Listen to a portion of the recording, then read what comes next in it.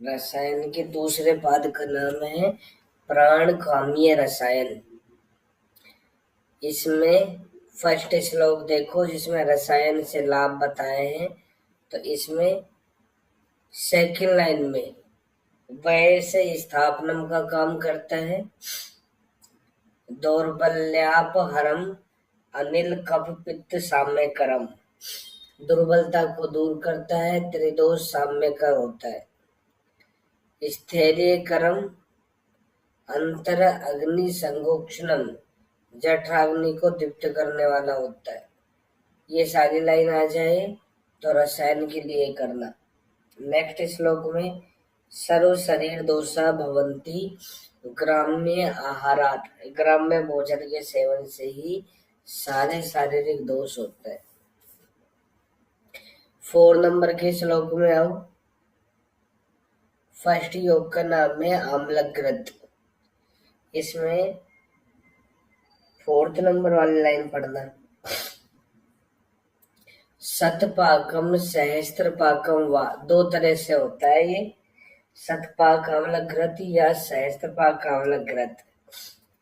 शर्करा चौद्र चतुष्भाग संयुक्तम, स्वर्ण रजत मिट्टी इनके बने पात्र में या घृत भावित कुंभ में रखते हैं इनको। नेक्स्ट इसी लाइन में देख लो एक बार। प्रातः प्रातः प्रयोजित, सुबह सुबह इसका प्रयोग करते हैं। इसी लाइन में अस्य प्रयोगात वर्ष शतम वयो अजरम तिष्ठति, इसके प्रयोग करने से 100 वर्ष की आयु प्राप्त होती है। अप्रतिहत गति स्त्रीसु अपत्यवान भवति इति, ये कोई वाजिकण योग के लिए नहीं करनी है लाइन, ये हमें रसायन का योग है आम्लघृत, जिसके सेवन करने से ज्यादा मैथुन में प्रवृत्त होता है। 5 श्लोक में आओ। बृहत शरीरम गिरिसार सारम स्थिरेंद्रियम च अति बलेंद्रियम च, ये लाइन भी आम्लघृत के लिए करनी है। शिलाजतु वगैरह के लिए मत कर देना, आम्लघृत के लिए करनी है। 3rd लाइन में स्वरौ घनोग, बादलों के जैसा गंभीर स्वर हो जाता है। नेक्स्ट लाइन में भवती अपत्यम विपुलम स्थिरम च, समस्त नतो योगम एवं नरस्य, विपुल स्थिर संतान होती है उसके। नेक्स्ट श्लोक में आओ 7 नंबर में। आम्लक अवलेह, आम्लक सहस्त्रम पिपली सहस्त्र संप्रयुक्तम, दोनों का अनुपात 1:1 होता है। आम्लकी और पिपली दोनों का अनुपात 1:1 होता है।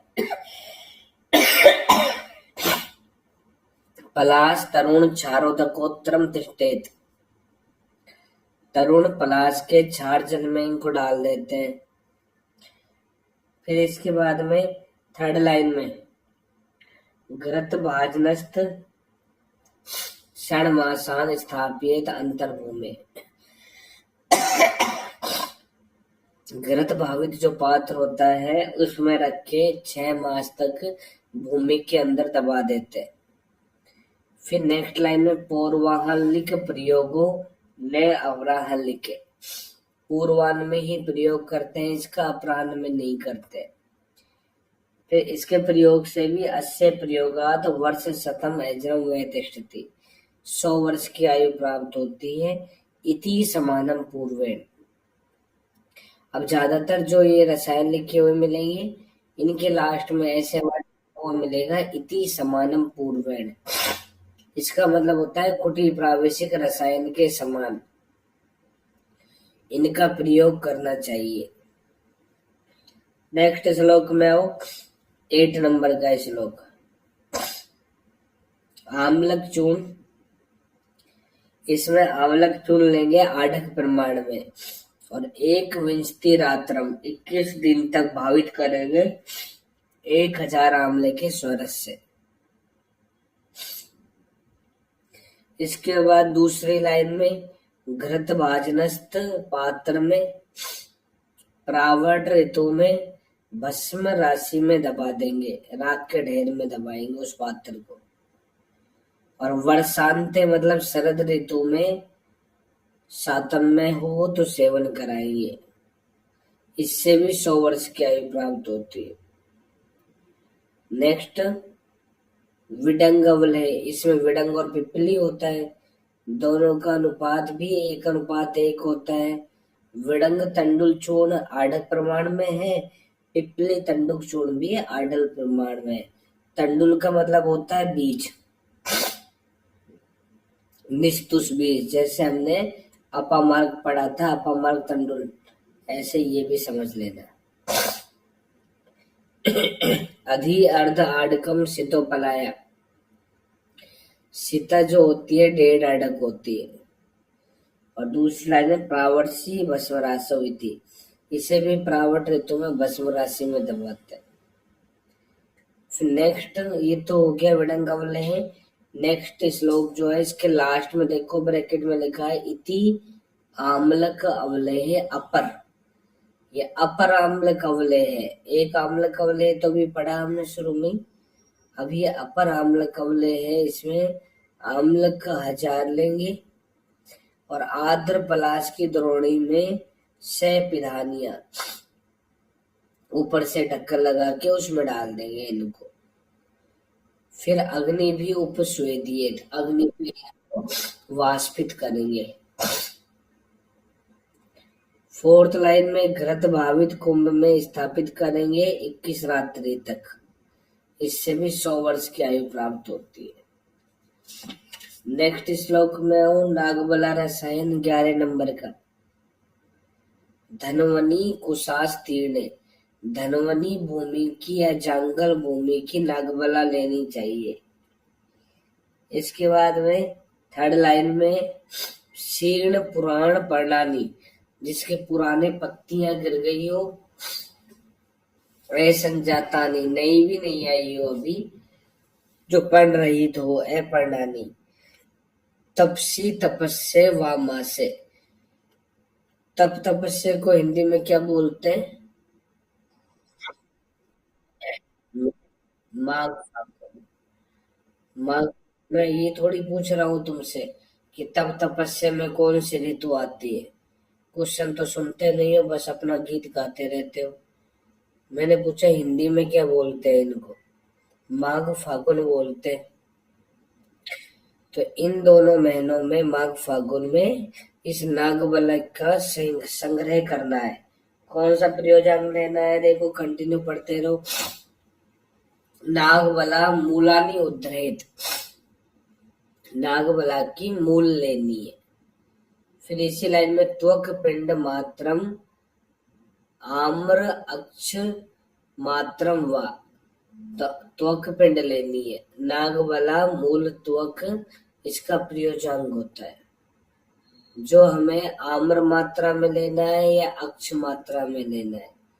आम्र मात्रा का मतलब होता है पल प्रमाण में, और अक्ष मात्र का मतलब होता है कर्ष प्रमाण में। आम्र और बिल्व ये बड़े फल हैं, ये पल के पर्याय होते हैं, आम्र और बिल्व। उदुम्बर, अक्ष ये छोटे फल है, तो ये कर्ष के पर्याय होते हैं। फिर नेक्स्ट लाइन में पिबेत पयसा, दूध के साथ प्रयोग करना है। मधु सर्पीभ्याम व संयोजित भक्षित, और मधु सर्पी का अंदर लेप लगा लेना चाहिए, क्योंकि ये बहुत उष्ण होती है। इसका प्रयोग करने से भी 100 वर्ष की आयु प्राप्त होती है। 12 नंबर में आओ, 19 बलादे रसायन। बलादे रसायन 19 होते हैं। इसमें देखो कौन से 19 होते हैं। बला, अति बला, पैर में याद कर लो, बला अति बला, चंदन अग्रो, धौ तिनिस, खदिर शीशम और असन, ऐसे करके ये 19 होते हैं। अभी तो 9 ही नाम बताए, फिर क्या लिखा है, पुनर्नवांत औषधियों। पुनर्नवांत कौन से वर्ग को बोलते हैं? व्यय स्थापन महाकषाय वाले वर्ग को बोलते हैं। व्यय स्थापन महाकषाय में जो 10 द्रव्य होते हैं वो भी इसमें आ जाएंगे, तो कुल मिला के 19 हो जाते हैं। विमर्श में दूसरी लाइन में देख लो, पहली लाइन में है पुनर्नवा, अंत में है जिनके, ऐसा व्यय स्थापक वर्ग जिसमें ये 10 द्रव्य होते हैं लिखे हुए भी है। फिर श्लोक में दूसरी लाइन में स्वरस विधि, इन सबका स्वरस निकालना है और उसी का ही प्रयोग करना है। नेक्स्ट श्लोक में आओ, भल्लातक क्षीर 13 नंबर में। कैसा भल्लातक लेना है? पक्वे जाम्बव प्रकाशानी, पके हुए जामुन के समान कृष्ण वर्ण का। शुचौ शुक्रे व मासे, शुचि शुक्र मास में संग्रह करना है। शुचि शुक्र मास का मतलब कौन सी ऋतु होती है? और हिंदी में कौन से महीने होते हैं? ज्येष्ठ आषाढ़। तो इन दोनों मासों में संग्रह करके यव पल्ले मास पल्ले व निधापियत, यव की राशि में या उड़द की राशि में दबा देना है। चतुर्मास स्थितानि, 4 मास तक रखने के बाद में, दबाने के बाद में, सहसी सहस्य व मासे प्रयोक्तम, सहस्य मतलब हेमंत ऋतु, इन 2 ऋतुओं में इनका प्रयोग करना है। फिर कंटिन्यू पढ़ते रहो। शीत स्निग्ध मधुर उपस्कृत शरीर होना चाहिए। पूर्वम 10 भल्लातकानि आपोथ्य अष्टगुणेन अम्बसा साधु साधयेत तेषाम रसम अष्टभाग अवशेषम। 10 भल्लातक से शुरू करना है, 8 गुना जल लेना है और 8 भाग शेष रखना है। 10 गुना जल और 10 भाग शेष किसमें था?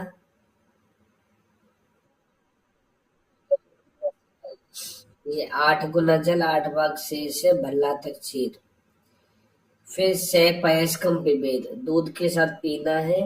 सर्पी सांस से अंतर्मुख अभ्यंजय, और सर्पी का अंतर्मुख में अभ्यंग कर लेना है उष्ण तीक्ष्ण की वजह से। तानी एक एक भल्लातक उत्कर्ष अपकर्षण, तो एक एक भल्लातक बढ़ाते जाना है, घटाते जाना है। 10 भल्लातकानि आत्रिशत, 10 भल्लातक से शुरू करना है, 30 तक लेके जाना है मैक्सिमम। 63 प्रयोज्यानि, न अतः परम उत्कर्ष है, इससे ज्यादा नहीं जाना, 10 से 30 ही बोला है। प्रयोग विधानेन सहस्त्र पर एवं भल्लातक प्रयोग है, कुल मिला के 1000 भल्लातक का प्रयोग करना है। नेक्स्ट लाइन में प्रयोग अंते च द्विज तावत पैसा एवं उपचार, यहाँ पे भी बोलता है कि 2 गुना परिहार काल होता है। चरक 2 गुना परिहार काल बोलता है और सुश्रुत 3 मास परिहार काल बोलता है, याद रख लो। सुश्रुत में 3 मास या 3 गुना परिहार काल, चरक में 2 गुना परिहार काल, इससे भी 100 वर्ष आयु प्राप्त होती है। इसके बाद में देखो, विमर्श में टेबल बनी हुई नजर आएगी तुम्हें, जो भी नई बुक है उसमें सबसे पहले गंगाधर की टेबल बनी हुई है। बस तुम्हें तो लास्ट में देखना है कि कितने दिन तक प्रयोग कर रहे, 48वें दिन तक प्रयोग कर रहे, बस ये याद रखना है। गंगाधर बोलता है कि 48 दिन का टाइम लगता है। फिर चक्रपाणी वाली टेबल देखो, चक्रपाणी वाली टेबल में देखना, दूसरे वाली नंबर वाली, या पुराने बुक में तो जो पहली पहली टेबल है वही देख लो। चक्रपाणी में पहले दिन 10, फिर 11, 12, 13 ऐसे एक एक बढ़ाते जाएंगे तो 21वें दिन 30 पे पहुंच रहे हैं, इससे ज्यादा नहीं जाना। पहले दिन 10 और 21वें दिन 30 पे पहुंच जाएंगे। फिर इसके बाद में वापस से एक एक कम करते हुए आएंगे, 29, 28, 27 ऐसे। तो वापस 10 पे कौन से दिन आएंगे? 41, 41 डेज पे, 41th डे पे। फिर उसके बाद में वापस एक एक बढ़ाना है, बढ़ाते जाते हैं तो ओनली 7 तक ही बढ़ाना है, 17 तक। तो 17 तक बढ़ाएंगे तो 48वें दिन 17 पूरा हो जाते हैं। फिर एक एक कम करेंगे तो 55वें दिन 19, नहीं 55वें दिन 11 पे आ जाएंगे। तो इस तरह से ये पूरा काउंट करते हैं तो ये 1000 भल्ला तक हो जाते हैं।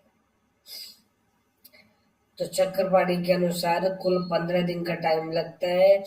मिनिमम 10 से स्टार्ट करते हैं, मैक्सिमम 30 तक पहुंच जाते हैं। फिर नेक्स्ट देखो टेबल, इस टेबल से ऊपर देखना, सुश्रुत में अर्श प्रकरण में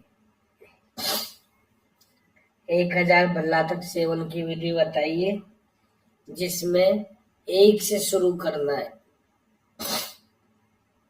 शुरू के 5 दिन तक एक एक बढ़ाते जाना है। उसके बाद में 28वें दिन तक 5 5 बढ़ाते जाना है, याद रखना है। पहले शुरू में 5 दिन एक एक, उसके बाद 5 5 बढ़ाते जाना है।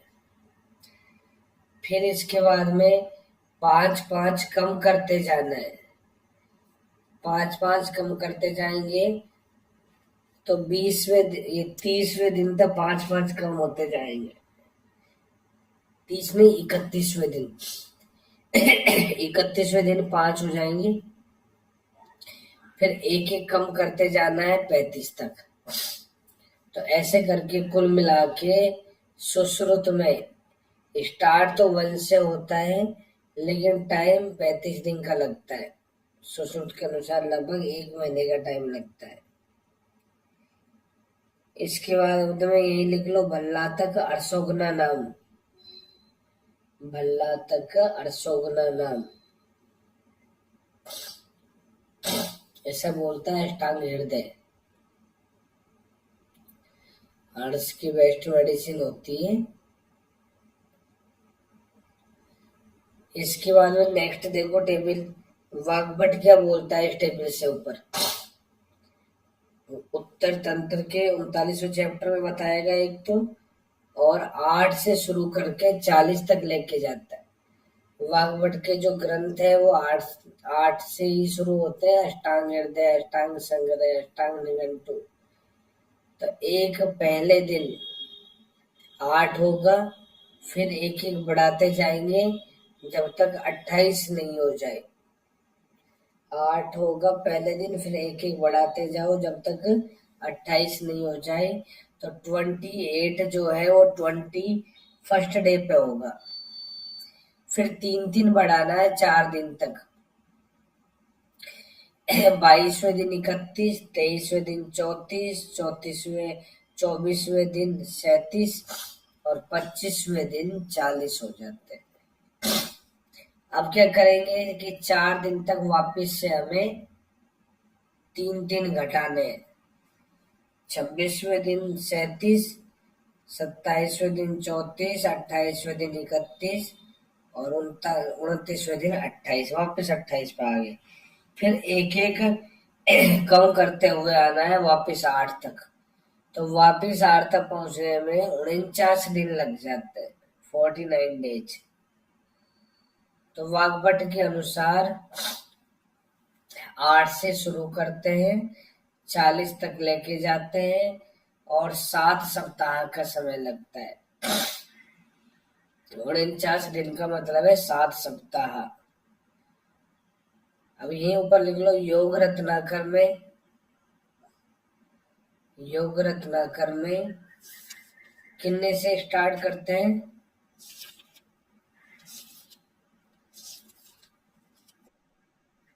और मैक्सिमम कितने तक लेके जाएंगे?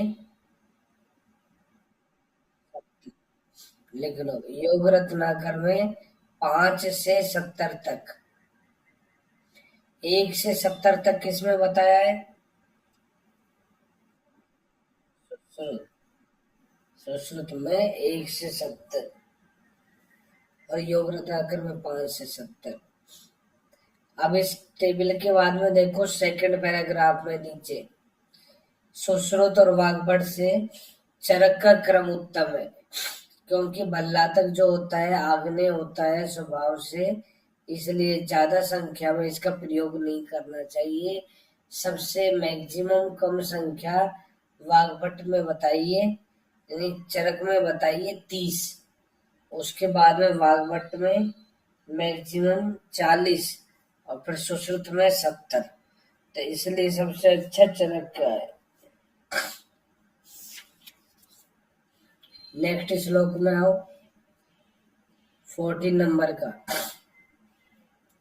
इसमें भल्लातक छोदर लिखा हुआ है और इसमें तुम थर्ड लाइन पढ़ना। थर्ड लाइन में तम अष्टभागम मधु संयुक्तम द्विगुण घृतम अध्यात। तो नाम तो इसका छोद्र है, लेकिन छोद्र इसमें कम है और घृत ज्यादा है, याद रखना। भल्लातक छोद्र में छोद्र तो अष्टमांश है, लेकिन घृत जो है डबल होता है। नेक्स्ट 15 नंबर में आओ, 15 नंबर में। 15 नंबर में भल्लातक तेल। इसके निर्माण में मधुकेन कलकेन, मधुक मतलब मुलेठी का कल के काम में लेते हैं। अक्ष मात्रेण, अक्ष मात्रा में, कर्ष प्रमाण में। सदपाकम कुरियात, और 100 बार पाक करते। नेक्स्ट भल्लातक के 10 योग, नाम याद करने। देखो 3 तो जो दोषों को शांत करते हैं, तेल घृत मधु, ये बोल देना। भल्लातक सर्पी, भल्लातक छोद्र और भल्लातक तेल भी लिखा हुआ मिल जाएगा। तेल घृत मधु एक साथ बोल दो। घृत आएगा तो क्षीर भी आ जाएगा, तो 4 हो गए। इसके बाद में गुड़ और यूस एक साथ याद करना, दोनों में नीचे ऊ की मात्रा आती है, गुड़ यूस। इसके बाद में पलल और लवण एक साथ याद करना। पलल ले पे खत्म हुआ, ले से लवण। सक्तु और तर्पण एक साथ याद करना। सक्तु ते पे खत्म हुआ, ते से तर्पण। तो ये 10 योग के नाम याद रखने हैं तुम्हें। नेक्स्ट श्लोक में देखो, भल्लातकानि तीक्ष्णानि पाकिनी अग्नि समानि च भवन्ति अमृत कल्पानि प्रयुक्तानि यथाविधि। ये दोनों लाइन आ जाए तो भल्लातक के लिए करनी है। हमने पढ़ा था सूत्र स्थान के 27वें चैप्टर में अग्नि समम किसके लिए कहा गया था?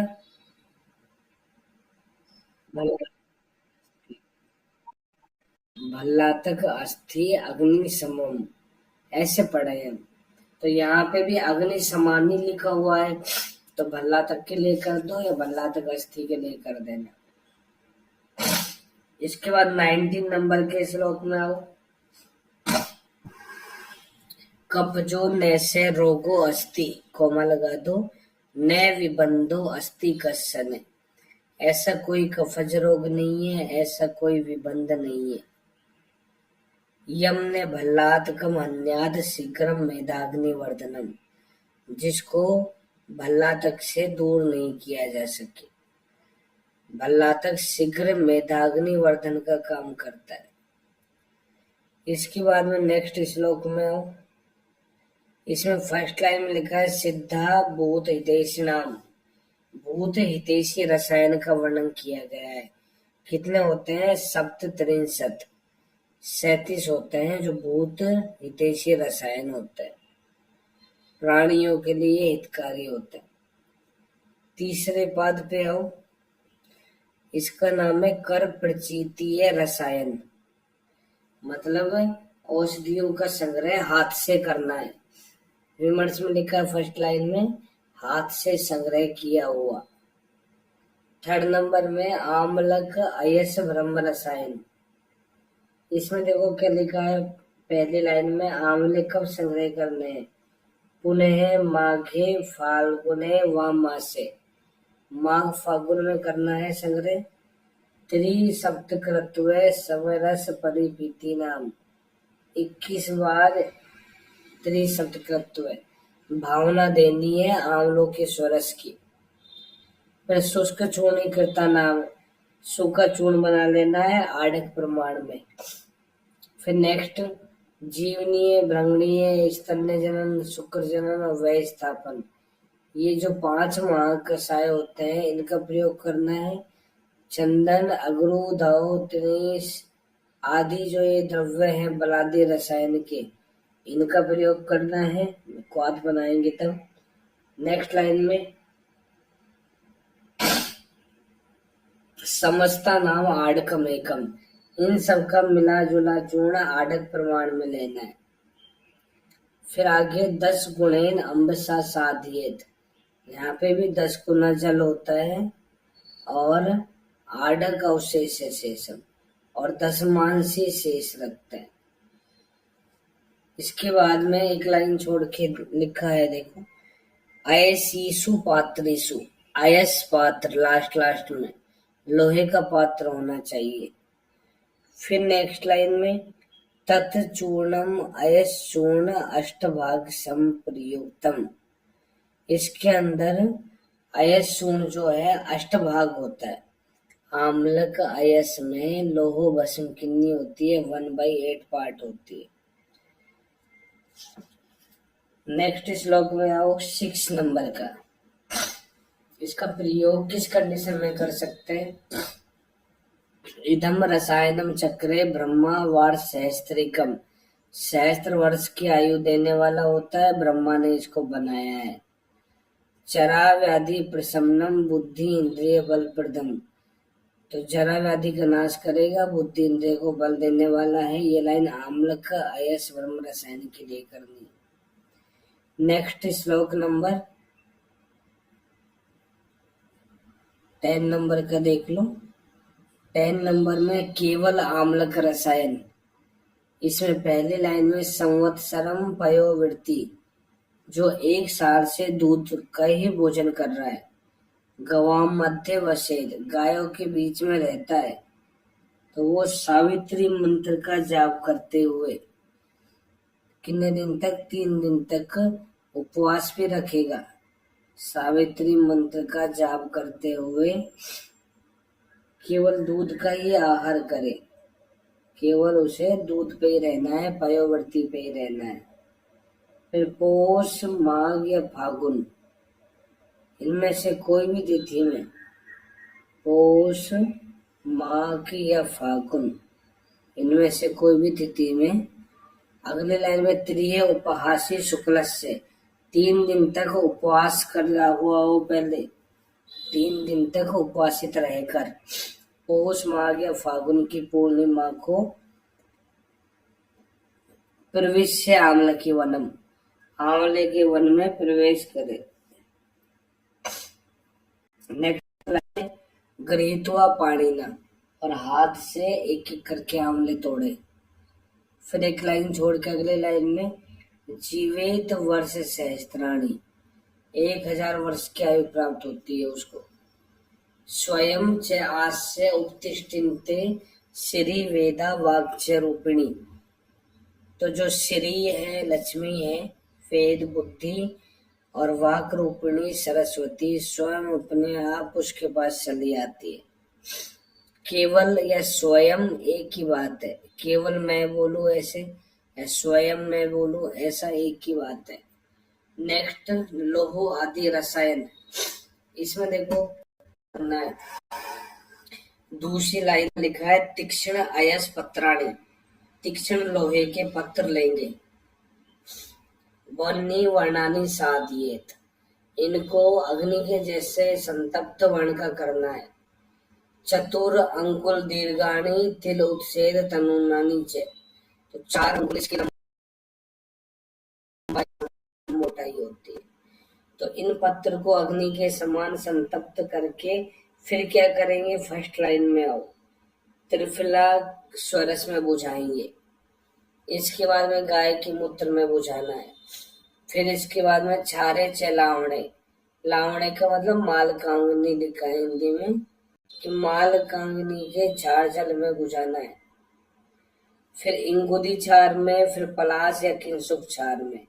इन 5 का सीक्वेंस याद रखना है।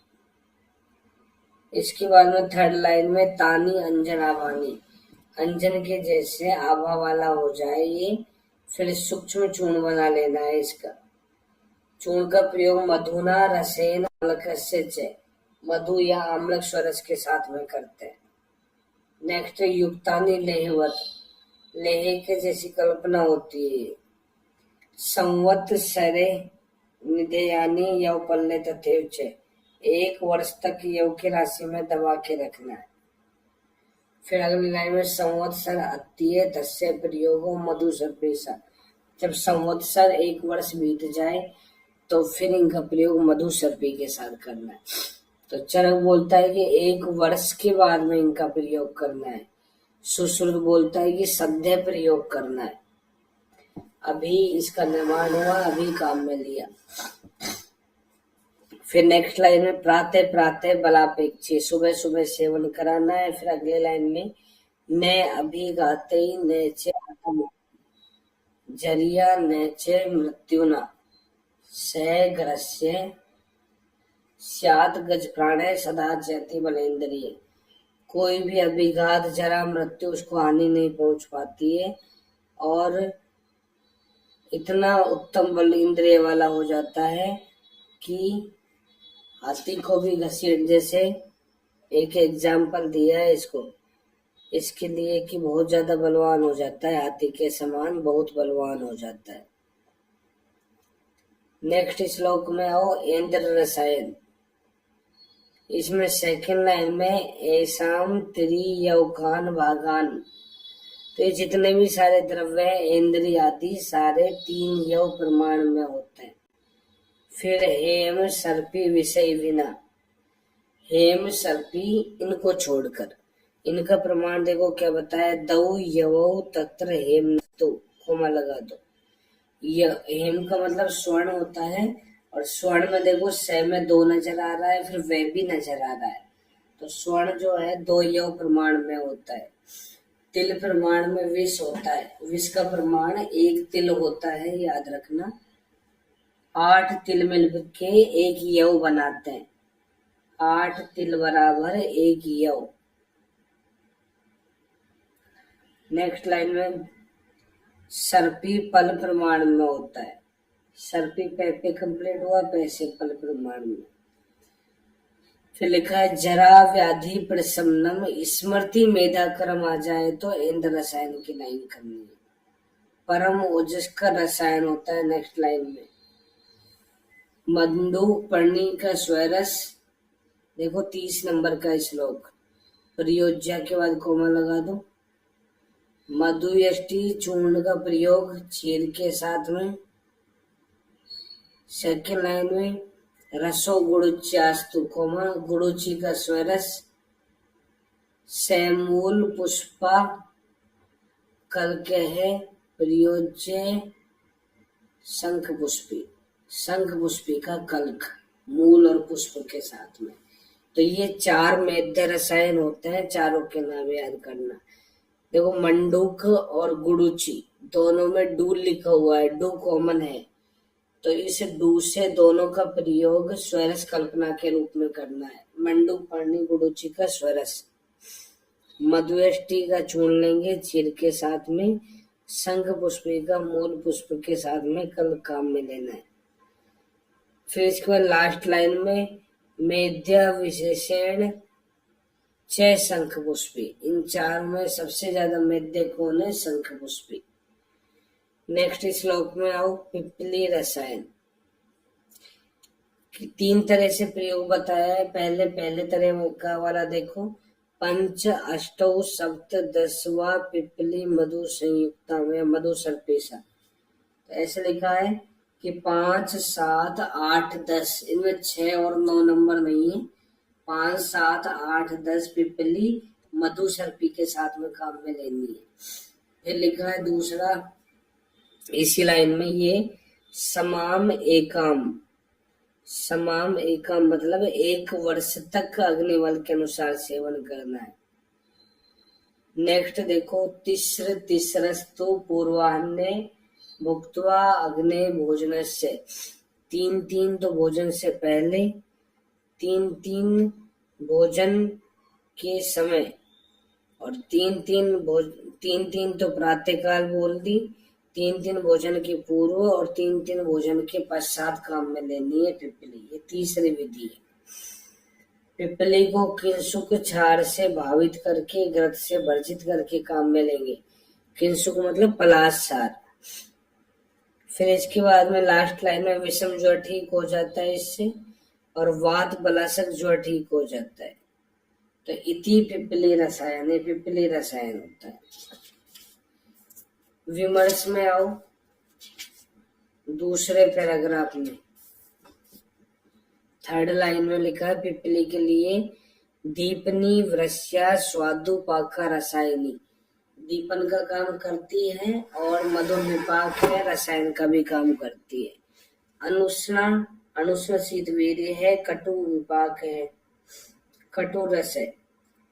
फिर वात श्लेष हरी होती है, और रेचनी हंती श्वास कास उदर ज्वरान। रेचनी, रेचन का कहा, रेचनी ये बाकी सबको दूर करने वाली होती है। रेचन, श्वास कास उदर ज्वर सबको शांत करने वाली होती है। नेक्स्ट श्लोक में आओ 40 नंबर, 40 नंबर में पिपली वृक्ष भी होती है और रसायन भी होती है। 40 नंबर में लिखा है पिपली वर्धमान रसायन। इसका रेफरेंस पता होना चाहिए, तीसरे पाद में है। क्रम वृद्धिया दशाहानि 10 पिपलिकम दिनम। तो 10 पिपली क्रम से बढ़ाते जाना है। पैसा सार्धम दूध के साथ में। फिर नेक्स्ट लाइन में पिपली नाम सहस्त्र से 1000 नहीं हो जाए तब तक सेवन करना है, बल्ला तक के समान। पिष्टास्ता बलि भी सेविया। अगर बलवान होते हैं तो उनमें कल के कसाय कल्पना काम में लेते हैं, उत्तम बल वाली होती है स्वरस के बाद में। स्वरस तो है ही नहीं तो कल काम में लेनी। सिरता मध्य बलई नरई, जो मध्यम बल वाले होते हैं उनमें सिरत, सिरत मतलब क्वाद कसाय कल्पना काम में लेते हैं। फिर लिखा है चूर्णी करता हस्व बलई, जो हस्व बल वाले होते हैं उनमें चूर्ण कसाय कल्पना काम में लेते हैं। सबसे दुर्बल होती है चूर्ण। इसके बाद में नेक्स्ट 10 पिपली की श्रेष्ठो। 10 पिपली से शुरू करते हैं, श्रेष्ठ होता है। फिर मध्यम में 6 से स्टार्ट करते हैं, और तीसरा कनिये 6 बलई या ए बलई, दुर्बल जो है उसके अंदर 3 से शुरू करते हैं। तो 10 आधा 6, इसका आधा 3। नेक्स्ट लाइन में पिलिया उदर नाशनम। पिलियोदर को ठीक करता है ये रसायन, और वैसे स्थापनम मेध्यम कहा गया है इसके लिए। पिपली वर्धमान रसायन है पिपली के लिए। वैसे स्थापनिम पराम किसको कहा था? वह स्थापना नाम विमर्श में देखो, पहली लाइन में लिखा है कि जब हम उत्तम बल में प्रयोग करते हैं तो 19 दिनों का टाइम लगता है। 19 डेज में कंप्लीट हो जाता है प्रयोग।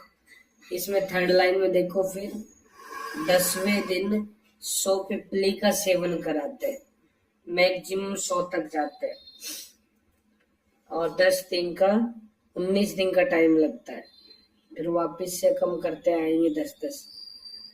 फिर इसके बाद में विमर्श के दूसरे पैराग्राफ में दूसरी लाइन, मध्यम बल में 6 पिपली की मात्रा देनी चाहिए, और नेक्स्ट लाइन में इसका प्रयोग 25 दिन कर लेना, अगर सही नहीं लिख रहा है तो 25 दिन में कंप्लीट होता है। 6 से शुरू करना है तो 19 में बलवान का हुआ तो 19 में 6 जोड़ोगे तो लगभग 25 दिन में इसका हो जाएगा। थर्ड नेक्स्ट पैराग्राफ में थर्ड लाइन में 13वें दिन 78 पिपली मैक्सिमम सेवन कराते हैं, तो मध्य बल में मैक्सिमम 78 पिपली का सेवन होता है।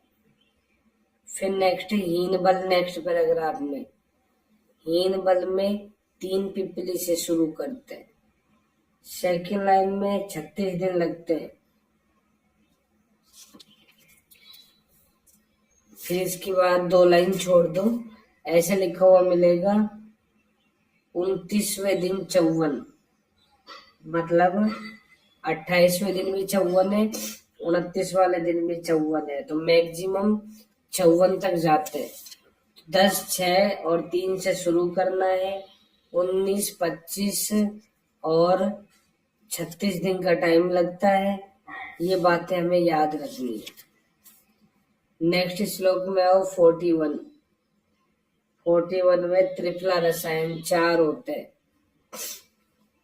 पहला त्रिफला रसायन तुम्हें इतिहास में बोला था ना कि अभिया जड़ांत काम मिलेनी है, वाह करके याद किया था हमने, सबसे लास्ट में हरित की। फिर इसके बाद में एक हरित की लेनी है। प्राग भुक्ताद द्वे विविध के, प्राग भुक्त से पहले कोमा लगा दो। 2 विविध की काम में लेनी है भोजन से पहले। फिर लिखा है भुक्तवा तू मधु शिल्प्याम चतुवारे आम्लका नीचे, और आम्लकी में 4 शब्द आते हैं। आमले का अचार, अचार बोल देना, तो 4 आम्लकी काम में लेनी है। मधु सर्पी के साथ में इनका प्रयोग करेंगे। 1 वर्ष तक की आयु सिद्ध होती है, जीवित वर्ष शतम, और भोजन के बाद में लेते हैं। नेक्स्ट श्लोक में आओ 43 में। 43 के अंदर लिखा है त्रिफलेन ऐसी पात्रिम, पात्र त्रिफला लेपित लोहो का होता है, मतलब लोह पात्र में अंदर त्रिफला का लेप कर दिया हो, कल्क का, नया बना दिया इसे। फिर नेक्स्ट लाइन में तवम अहोर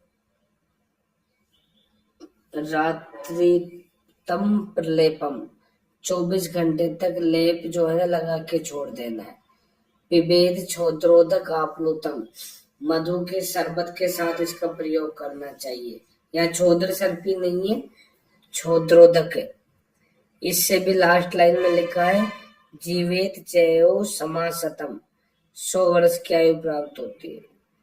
नेक्स्ट 45 में तृतीय त्रिफला रसायन, इसमें मुलेठी, तुगाछेरी, पिपली, मधु सर्पी होते हैं, सिद्ध रसायन का काम करता है।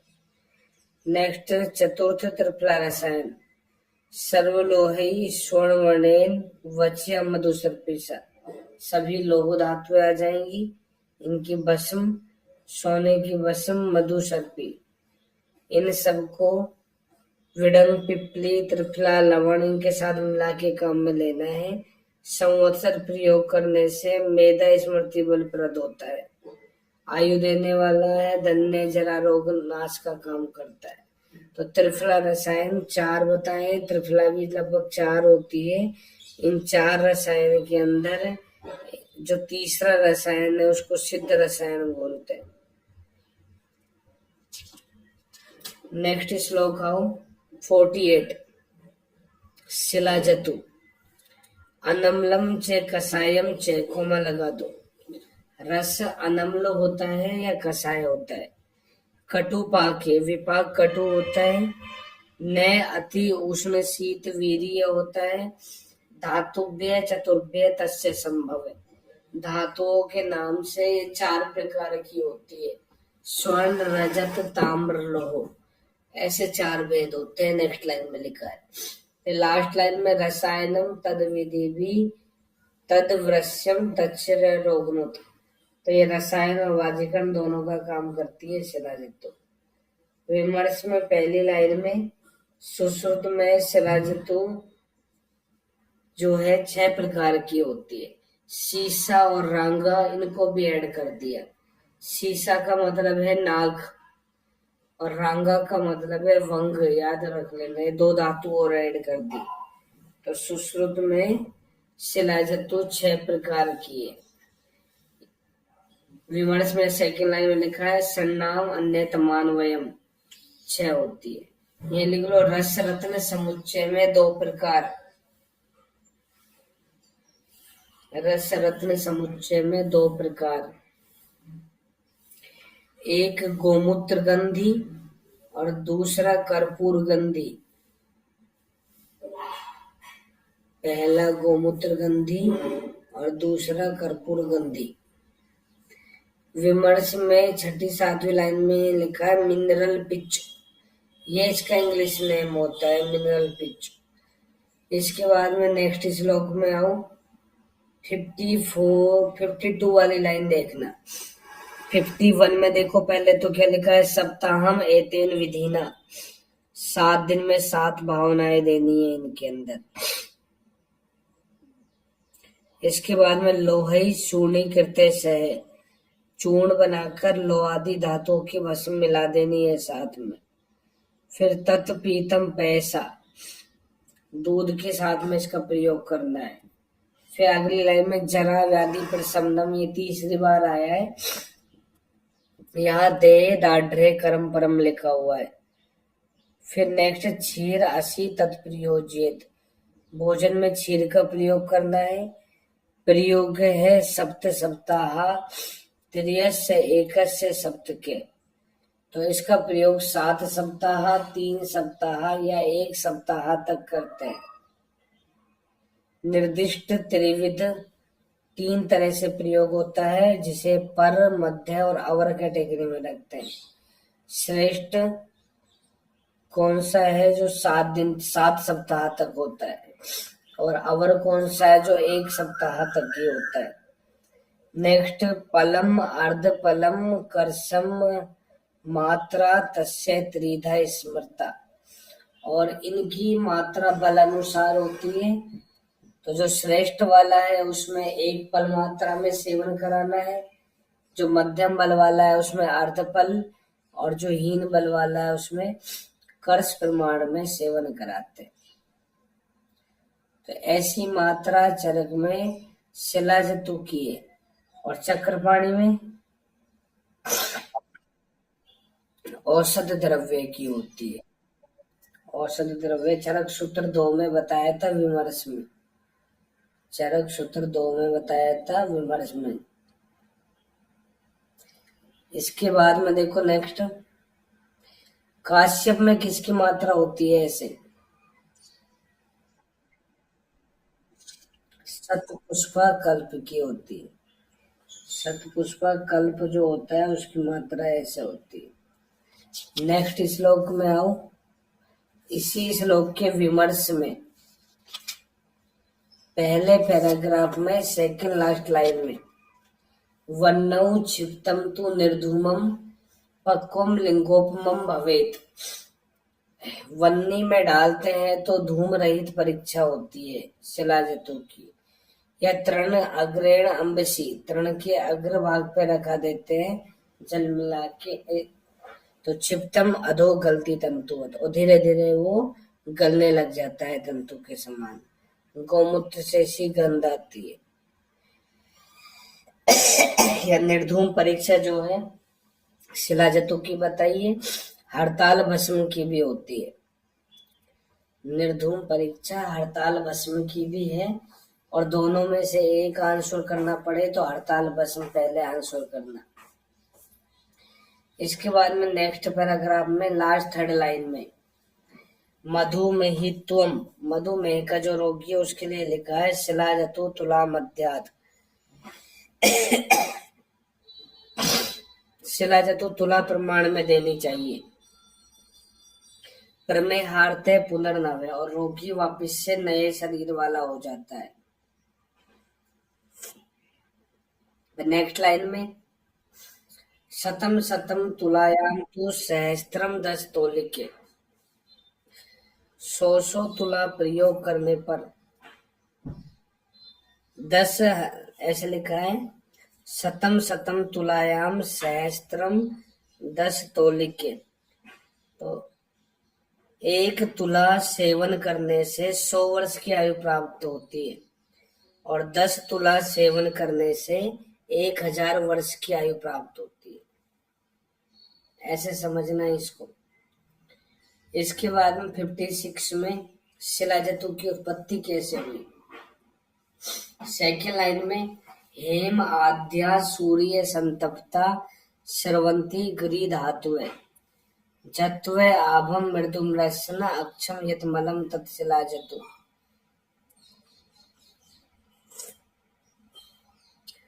हेम आदि जो धातुएं होती है वो सूर्य के संतप्त ताप से संतप्त होकर लाक्षा के समान जतु आभम मतलब लाक्षा के समान पिघलने लगती है।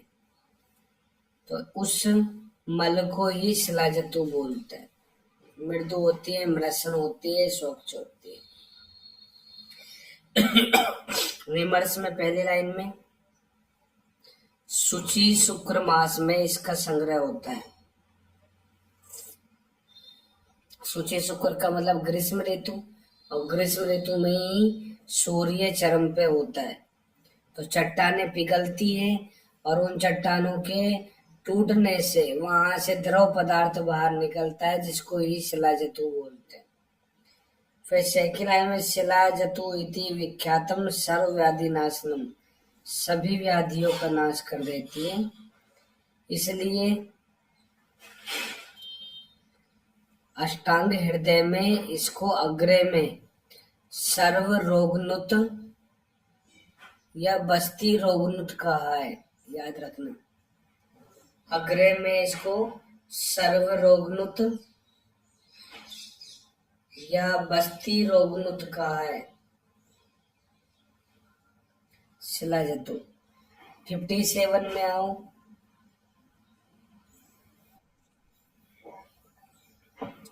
इसको पढ़ने से पहले 59 का विमर्श पढ़ना।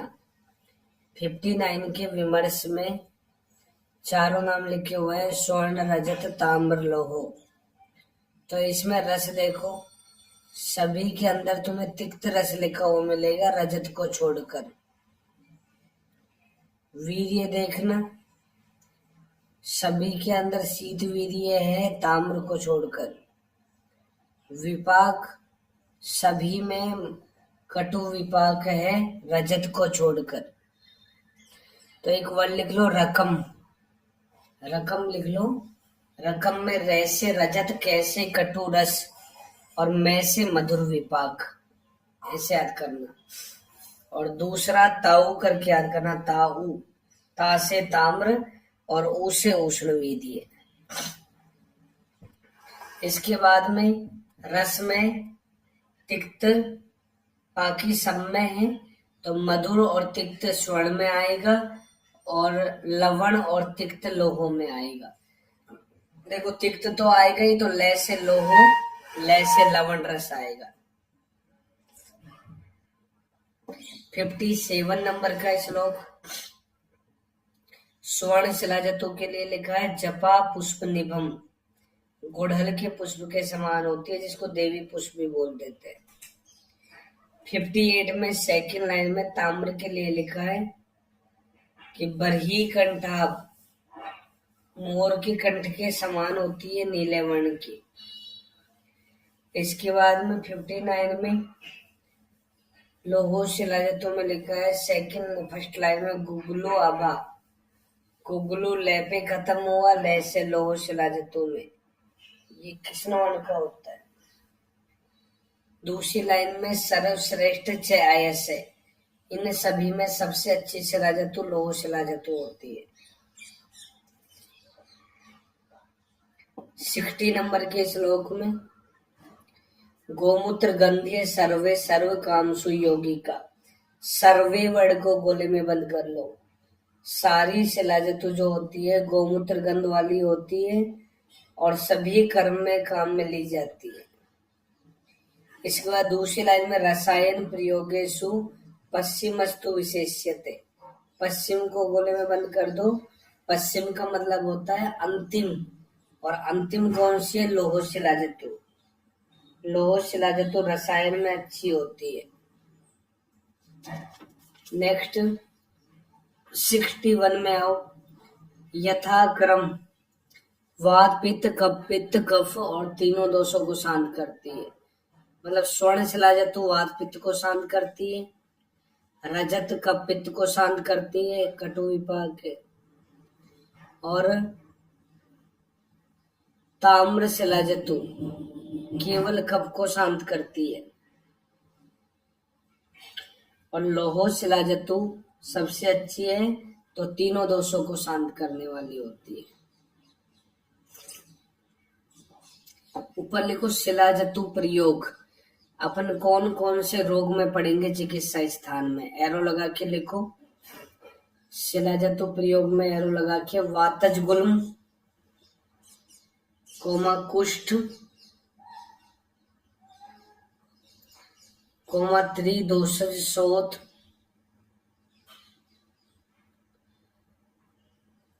कोमा उदर रोग,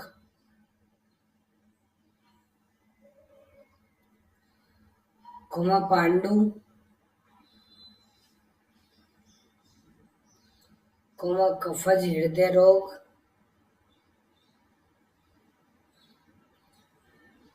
कोमा आवृतवात। इन जगह पे हम शिला धातु नाम पढ़ेंगे। 62 में आओ। शिला धातु प्रयोगेषु विदाहिनी गुरुणी च वर्जियेत, कोमा लगाओ। विदाही गुरु आहार का निषेध होता है। सर्वकालम तो कुलत्थान परिवर्जियेत, सभी काल में कुलत्थ का भी निषेध होता है। कुलत्थ की दाल जो होती है पत्थर को तोड़ने का काम करती है, स्टोन वाले पेशेंट को देते हैं, लेकिन शिला धातु पत्थर के समान मजबूत बनाती है, तो एक दूसरे के विपरीत हो गई। विमर्श में लिखा है सेकंड लाइन में अन्यत्र, फिर अगली लाइन में शिला धातु रसायन का प्रयोग किया जाए उसके द्विगुण काल तक इनका त्याग कर देना चाहिए, ऐसा बोला है। देखो अगली लाइन में वाग्भट्ट ने द्विगुणम परिवर्जियेत कालम कुलत्थान काकमाची कपोतांशु सदा त्यजेत। ये वाग्भट बोलता है कि कुलत्थ काकमाची और कपोत तीनों का निषेध होता है, 2 गुना परिहार काल है। एक लाइन छोड़ के सुश्रुत बोलता है तद भावित है कपोतांश कुलत्थांश विवर्जियेत, कपोत और कुलत्थ का ही निषेध होता है, ऐसा सुश्रुत बोलता है। तो चरक में कुलत्थ है, सुश्रुत में कुलत्थ कपोत, और वाग्भट में कुलत्थ कपोत और काकमाची, एक एक बढ़ता जा रहा है। नेक्स्ट 63 में ते अत्यंत विरुद्धत्वात् अस्मनो भेदना परम, कि पत्थर के गुणों से कुलत्थ जो है बहुत ज्यादा विपरीत होती है, और अस्मनो भेदने परम, इसको तोड़ने में श्रेष्ठ होती है। ये लाइन आ जाए कुलत्थ के लिए करनी है। 65 नंबर में न सो अस्ति रोगो भुवि साध्य रूपे शिला ही अयम यमने जय प्रसय है, ऐसी कोई साध्य व्याधि नहीं होती है जो इसके प्रयोग से ठीक नहीं हो।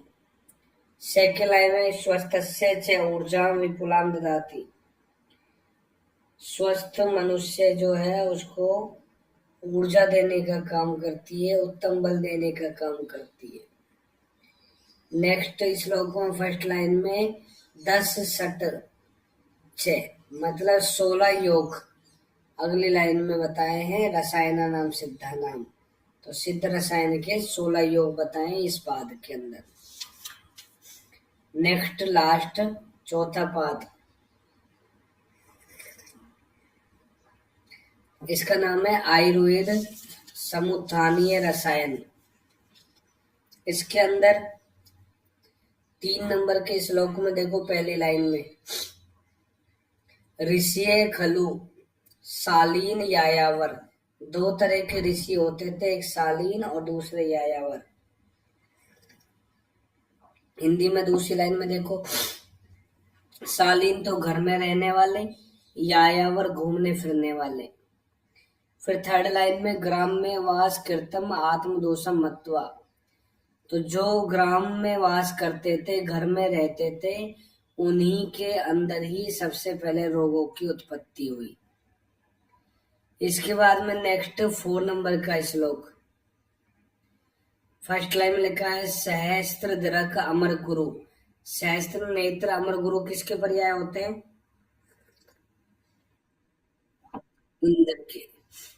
इंद्र के पर्याय होते हैं। इसके बाद थर्ड लाइन में ग्राम्यो ही वासो मूलम असस्ता नाम। सारे रोगों का मूल क्या है? ग्राम्यवास। मतलब आज के टाइम में तो हम बोल सकते हैं शहरी जीवन। जो शहर का जीवन होता है वो ग्राम्यवास है। पहले जो गांव है वो एक तरह से उनके लिए शहर जैसे ही थे, जो घूमने फिरने वाले थे। तो गांव वाले लोग जब भी थोड़ा बहुत काम करते हैं, खेतों में कुछ वर्क करते हैं। शहरी जो लोग हैं उनका तो घर में बैठना या ऑफिस में बैठना, यही वर्क कल्चर होता है। तो ज्यादा रोग या मेटाबॉलिक डिसऑर्डर होने के चांसेस होते हैं इनके अंदर। नेक्स्ट लाइन में अश्विनौ अहेयम प्रायच्छताम। अश्विनी कुमारों ने इंद्र से पूछा। प्रजापतिम अश्विभ्याम। इंद्र इंद्र उल्टा बोल दिया। इंद्र ने अश्विनी कुमारों से पूछा, अश्विनी कुमारों ने प्रजापति से पूछा, प्रजापति ने ब्रह्मा से पूछा। क्या पूछा? आयुर्वेद अवतरण। इस लाइन का रेफरेंस याद करना। और मैं तुम्हें बोला था कि चरक संहिता में आयुर्वेद अवतरण कितनी बार आता है, बताओ? हाँ, इससे पहले कहाँ पे आया था? चरक सूत्र 1 में आया था। और अभी यहाँ पे चरक चिकित्सा 1 का चौथा पाद, जिसका नाम ही आयुर्वेद समुत्थानीय है, इसमें आयुर्वेद अवतरण दूसरी बार आता है। थोड़ा बहुत ये हिंट दिए इसने। इसके बाद में नेक्स्ट 6 नंबर के श्लोक में इंद्रोक्त रसायन। 4 रसायन है इसमें। दूसरी लाइन में इसमें दिव्य औषधियां होती है, इंद्री ब्राह्मी आदि। अगली लाइन में श्रावणी महाश्रावणी। फिर नेक्स्ट लाइन में पैसा प्रयुक्ता, दूध के साथ इनका प्रयोग करेंगे। षण मासाद परम आयु है, 6 मास तक दूध के साथ प्रयोग करेंगे, तरुण वह प्राप्त होती है। नेक्स्ट द्रोणी प्रावेशिक रसायन 7 नंबर में। इसमें लिख लो 9 औषधियां। इंद्रोक्त रसायन जो भी पढ़ा था इसमें 18 लिख देना। इंद्रोक्त में 18 थी, यहाँ तो 9 है। ये ज्यादा इंपॉर्टेंट है। पहली लाइन में ब्रह्म सुअर्चला, ये हिरण्य छीड़ जैसी होती है। पुष्कर सदृश पत्रा। तो ब्रह्म सुअर्चला को ब्लैंक कर लो। ब्रह्मा जी का मंदिर कहाँ पे है राजस्थान में, बताओ? पुष्कर में। पुष्कर में, अजमेर में। तो याद हो जाएगा तुम्हें। ब्रह्म पुष्कर के जैसे पत्र किसके? ब्रह्म सुअर्चला के। आदित्य पर्णी, इसको अगली लाइन में सूर्य कांता भी बोल सकते हैं। आदित्य सूर्य का ही पर्याय है। और इसी लाइन में सूर्य, सू से शुरू हुआ, सू से स्वर्ण छीरा।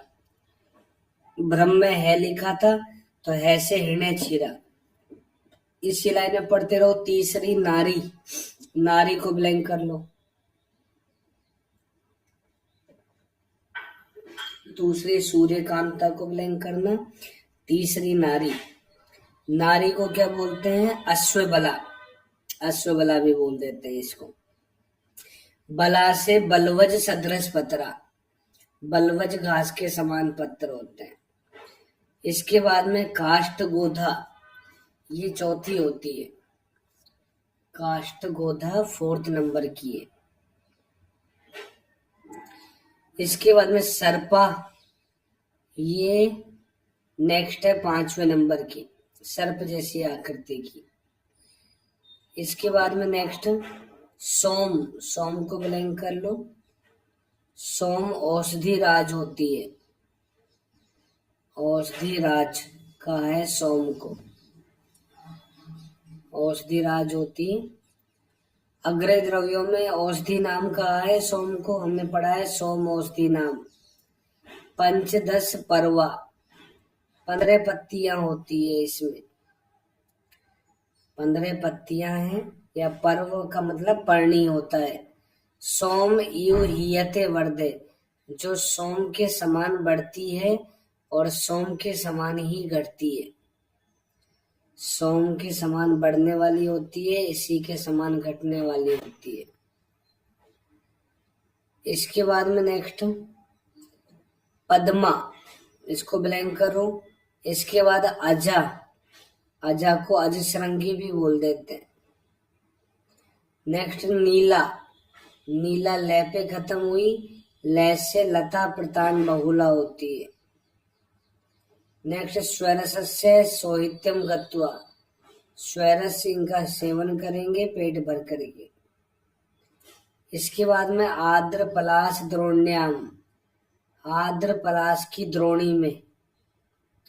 स पिधानायाम दिग्वासा सहित, ढक्कन बंद करके उसको सुला देना है। पहले तो इतना स्वरस सेवन कर ले पेट भर करके, फिर आद्र पलाश की द्रोणी में सो जाए वो ढक्कन बंद करके।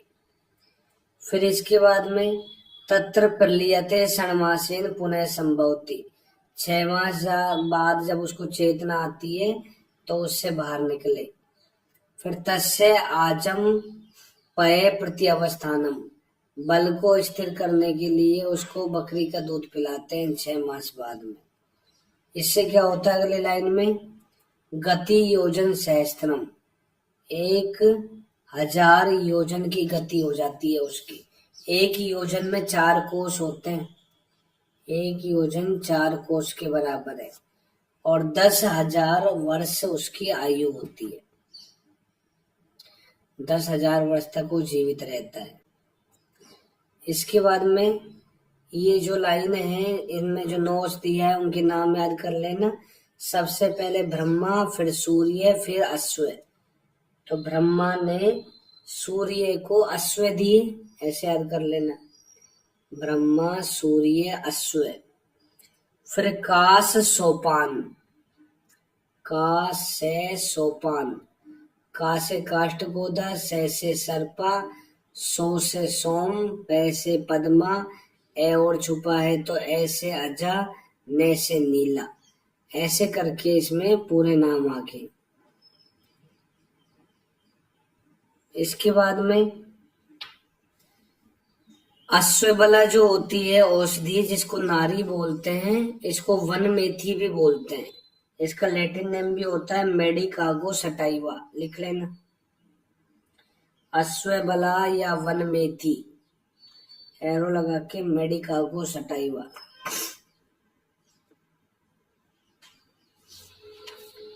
नेक्स्ट श्लोक नंबर 22 पे आओ, द्वितीय इंद्रोक्त रसायन।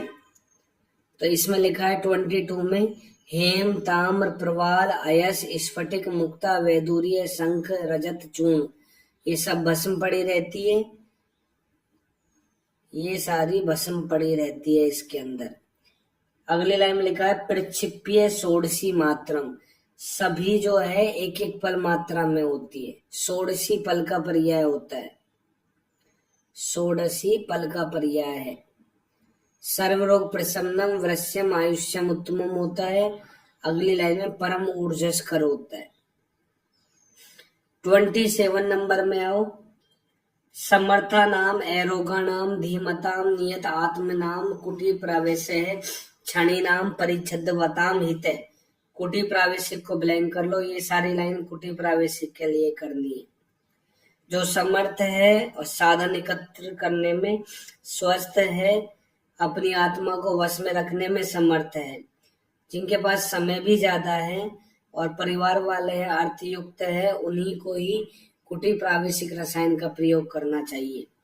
अन्यथा दूसरी लाइन में सूर्य मारुतिक विधि मतलब वातात्पिक, वातात्पिक को सूर्य मारुतिक भी बोल देते हैं, ओब्लिक करके वातात्पिक भी लिख लेना। 28 में आओ, तयो श्रेष्ठ तरह है पूर्व विधि। इन दोनों में श्रेष्ठतर कौन सी विधि है? पहले वाली, मतलब कुटीर प्रावैशिक रसायन ज्यादा श्रेष्ठ होता है, सुदुष्कर होता है, लेकिन ये इसका प्रयोग करना बहुत कठिन होता है। 30 नंबर में आओ, आचार रसायन। आचार रसायन में आचरण जैसी बातें बताइए, एरो लगा के लिख सकते हैं। चरक की मौलिक देन, चरक की मौलिक देन है ये, चरक ही बोलता है। जैसे पहली लाइन में सत्यवादीनम अक्रोधिनम, फिर अहिंसकम अनायासम, जप सोच परम धीरम, देव गो ब्राह्मण आचार्य अर्चना, आनिर्सन से परम नित्यम, नित्यम क्षीरघृतासीनम। ऐसी लाइनें आ जाए जो सदव्रत से संबंधित है, वो सारी लाइनें आचार रसायन में करनी है। लेकिन यहाँ पे दो द्रव्यभूत औषध होती है, तो लिख लो दो द्रव्यभूत औषध।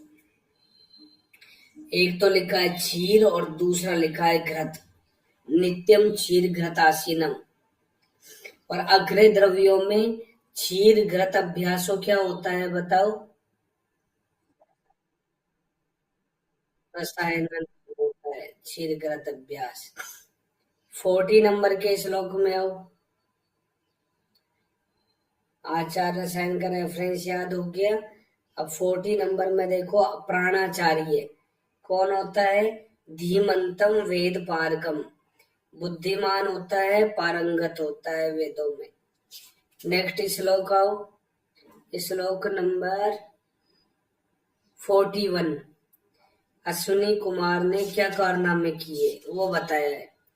अश्विनौ देव विसजौ, देव विसजौ मतलब दो होते हैं, इसलिए द्वंद्व वाली बातें आ रही है। तो देवताओं का वैद्य बोलते हैं, और ऐसे लिख लो, प्रथमो देवियो बिसक, प्रथमो देवियो बिसक, एरो लगा के लिखो रुद्र, प्रथमो देवियो बिसक रुद्र।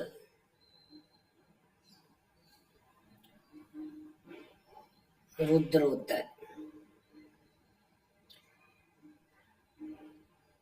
इसके बाद में ये अपन रसरत्न समुच्चय में पढ़ेंगे। ये रुद्र मतलब शिव को प्रथम देवीय भूषक माना है।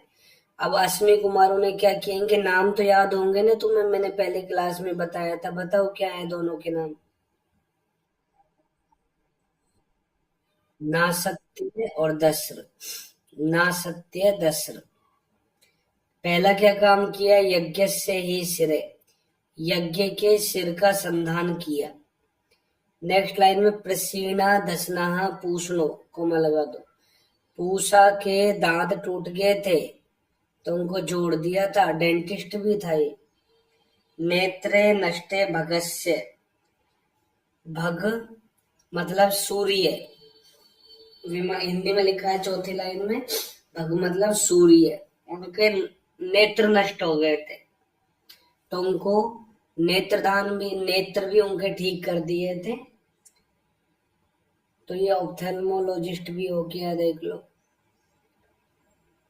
और सूर्य भगवान इनके पिता भी थे, ये भी ध्यान रखना। वज्रिणे भुजी स्तंभ, सूर्य भगवान के पुत्र थे दोनों अश्विनी कुमार। और छाया इनकी माता का नाम था, पिता का नाम सूर्य, माता का नाम छाया। वज्रिणे, वज्रिणे मतलब इंद्र, इंद्र को भुजी स्तंभ हो गया था वज्र को लटकाते हुए, उसको ठीक किया था। नेक्स्ट शीतांशु गृहीतो राजक्षमणा, राजक्षमा में शुक्र क्षय हो गया था तो उसको ठीक किया था, चंद्रमा को ठीक कर दिया था जिसको राजक्षमा रोग हुआ था। सोम अभिपति चंद्र लिखा है, नक्षत्रों का राजा जो होता है चंद्रमा, उसको राजक्षमा रोग हुआ था, शुक्र क्षय के कारण उसको ठीक किया। नेक्स्ट भार्गव च्यवन कामी वृत्त। च्यवन ऋषि कामी था, काम वासना के वशीभूत होकर जल्दी वृद्ध हो गया था, तो उसको लास्ट में पुनर्युवा कर दिया, च्यवनप्राश खिला दिया उसको। श्लोक नंबर 48। अब इन्होंने ना इंद्र को ठीक कर दिया, तो इंद्र कहता है चल पार्टी करते हैं। अब इंद्र पार्टी करने लग गया, तो एक नई चीज की उत्पत्ति और कर दी, जिसको आज सब लोग, मैक्सिमम लोग यूज में लेते हैं। लिखा है, क्या लिखा है? प्रातस्य स सेवने सोमम शक्र सह अश्नुते श्रोत्रमण्याम च भगवान अश्विभ्याम च सह मोदते। तो इंद्र अश्विनी कुमारों के साथ में प्रातःकालीन यज्ञ में सोम का पान करते हैं। यहाँ सोम चंद्र वो औषधि नहीं है द्रोणी प्रावेशिक वाली, यहाँ सोम का मतलब है मध्य सेवन। तो याद रखना, पार्टी है ना, पार्टी आजकल कुछ भी अच्छा हो जाए चलो पार्टी करते हैं, पार्टी के नाम पे यही होता है। श्रोत्रमणि यज्ञ से उत्पत्ति हुई थी इसकी, याद रखना। मध्य की उत्पत्ति कौन से यज्ञ में हुई थी? श्रोत्रमणि यज्ञ में। अपन मदात्य वाले चैप्टर में भी पढ़ेंगे। सबसे पहले मध्य का सेवन कौन कर रहा है? इंद्र भगवान अश्विनी कुमारों के साथ में। इसके बाद में 51 नंबर के श्लोक में हो, प्राणाचार्य की परिभाषा, रेफरेंस याद करना। शीलवान मतिमान युक्तो द्विजाति शास्त्र पारगे प्राणी भी गुरुवत पूज्य प्राणाचार्यम से स्मृत। शीलवान मतलब अच्छे चरित्र वाला हो, मतिमान हो, द्विजाति हो, शास्त्र में पारंगत हो, प्राणियों में गुरु के समान पूजनीय हो, तो वो प्राणाचार्य होता है। इसके बाद में नेक्स्ट, विद्या समाप्ति होने पर भिषक की द्वितीय जाति हो जाती है। लिखा है अगली लाइन में, भिषजो द्वितीय जाति उच्यते। वो वैद्य शब्द को प्राप्त कर लेता है। पहले तो वो विद्यार्थी था, और जब वो वैद्य को प्राप्त कर लेता है तो उसका दूसरा नाम हो जाता है। फिर उसको नाम से कम बोलते हैं, और उसकी उपाधि जो होती है उससे ज्यादा बोलते हैं। नेक्स्ट आओ विमर्श में तीसरी लाइन में, इसी श्लोक में बताया तो तुम्हें, शिक्षा कल्प व्याकरण निरुक्त छंद ज्योतिष क्या होते हैं? वेद, 6 वेदांग होते हैं। नेक्स्ट 53 में देखो, विद्या समाप्ति होने पर ब्रह्म सत्व और अर्ष सत्व प्रवेश करते हैं। दोनों याद रखना है, ब्रह्म ऋषि, ब्रह्म और अर्ष सत्व प्रवेश करते हैं। तस्मात् वैद्यो द्विजय स्मृत, तो इस वैद्य को द्विज कहा जाता है। नेक्स्ट श्लोक में आओ 56 में, भिषग अपि आतुरान सर्वान स्वय सुतानि यत्नवान। रेफरेंस याद करना, वैद्य जो है सभी रोगियों की चिकित्सा अपने पुत्र के समान करे। नेक्स्ट लाइन में, धर्मार्थम च अर्थ कामार्थम आयुर्वेदो महर्षि। तो यहाँ पे धर्म के लिए आयुर्वेद का प्रकाश किया है, धन और काम के लिए नहीं। यही मतलब है इस लाइन का। हिंदी में देख लो दूसरी लाइन में, आयुर्वेद का ज्ञान चरक ने धर्म के लिए दिया है। अगली लाइन में, धन अर्जन के लिए या कामना सिद्धि के लिए नहीं किया। नेक्स्ट 58 में, न अर्थ अर्थम, पैसे के लिए नहीं है। चरक अपने ज्ञान को पैसे के लिए नहीं बेचता, बोलता है काम के लिए भी नहीं है, भूत दया के लिए है। तो अर्थ और काम के लिए नहीं है, चरक का ज्ञान जो है वो धर्म और भूत दया के लिए है। इसमें देखना, जो 53 नंबर का श्लोक हमने पढ़ा, वहां वैद्यो द्विजय स्मृत लिखा था, तो उस वैद्य के ऊपर कुछ नंबर लिखा होगा, उसका मतलब नीचे जाके पढ़ो। वैद्य त्रिज करके लिखा है। त्रिज कैसे होगा, लिखा है प्रथमा जाति मात्र गर्भ तो जन्मे, माता के गर्भ से जो जन्म होता है वो पहली जाति है। द्वितीय जाति उपनयनाथ, उपनयन होता है, विद्या ग्रहण करता है, वो दूसरी जाति होती है। और तीसरी जाति विद्या समाप्ति पे होती है। तो इस तरह से त्रिज बोलता है योगेंद्र नाथ सेन। चरक का उद्देश्य धर्म और भूत दया के लिए है, अर्थ काम के लिए नहीं है। अर्थ काम के लिए कौन बोलता है बताओ? सुश्रुत। सुश्रुत अर्थ काम के लिए बोलता है। तो इसलिए तुम देख लो, जो मेडिसिन वाले होते हैं ना, काय चिकित्सा वाले, वो पैसे के पीछे कब भागते हैं। और सर्जरी वाले जो होते हैं ना, चाहे कुछ छोटी सी भी चीज हो जाती है उसको चीरा लगा देते हैं। अब जैसे मान लो एक इतना सा एग्जाम्पल देख लो, आज के टाइम में पहले जो डिलीवरी होती थी ज्यादातर नॉर्मली होती थी। अब अगर कोई हॉस्पिटल में पहुंच गई ना तो सिजेरियन ही होता है। क्यों? क्योंकि उनको फायदा होता है उससे।